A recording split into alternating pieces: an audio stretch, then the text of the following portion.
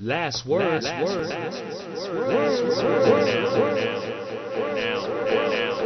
He was one of the big people on campus. He was cool. He always kept it cool. He also outshined everybody that was here. And I just really am going to miss, the friend that I had.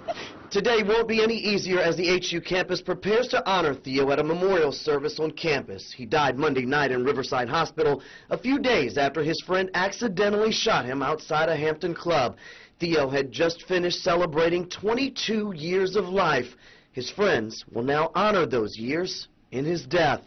Thank you so much for watching The Last Word for Now, where we give a different spin to some of the hottest topics in the Hampton Roads area. I'm Denise Jackson, along with my co-host, Mr. David Squires. Hello, sir.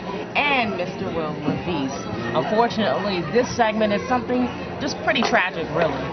The death of a Hampton University basketball player, 22-year-old Theo Smalling. He was shot in the stomach and eventually died this past Monday.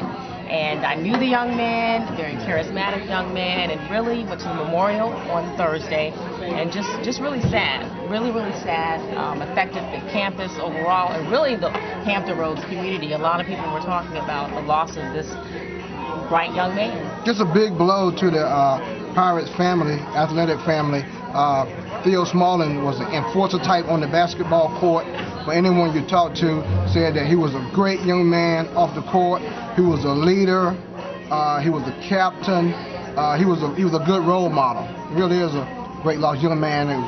Hometown from Tampa, Florida.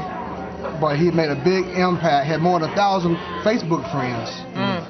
Really a popular guy and a big loss. And he was his son. I mean, when I heard about it, I know that's the first thing I thought about as a parent.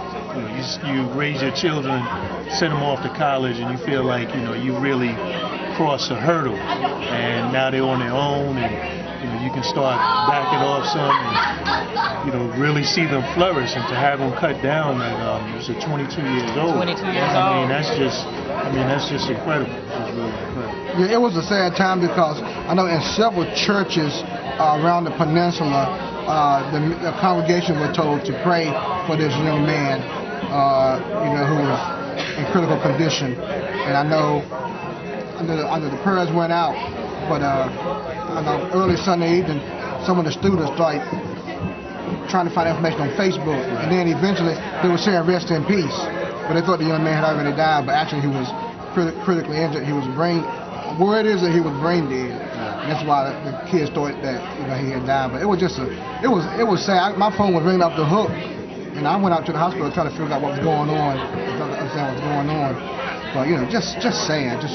And the other part of the story is that the young man who shot him, he was actually young, and he was a friend of his, and that's something that his family has to deal with, and he has to deal with. Now, wasn't it like the gun drop, they were getting out of the car? I think Theo had just celebrated his 22nd birthday. Yes, he did. And they were over at Fusions going to one of the unofficial parties, homecoming weekend, and apparently they were getting out of the car, and I think the gun dropped and it discharged. It was a total accident. But that place, Fusions, that's the former Crabbers. Right. I wonder if that place built on an Indian burial ground or something. The place just got bad karma. I don't know. I don't know about that. I mean, there's also the other irony is that it was his birthday weekend as well. But it just really gives you a sense of how delicate, life can be. Because, I can remember being away at school and being in situations where it was just similar to this. It's just something unexpected, can just happen. And, you can't predict. It's hard to put fault. It's just something where you just really feel for everyone that's involved, and you just pray for the family and hope the best for them, hope that they can find comfort. And we would be irresponsible if we didn't say, young people, please, you go out, please leave those guns home. Yeah. Physical bearers, please, young people, leave those guns home. You're going out. On that, that'll be the last word. Yeah.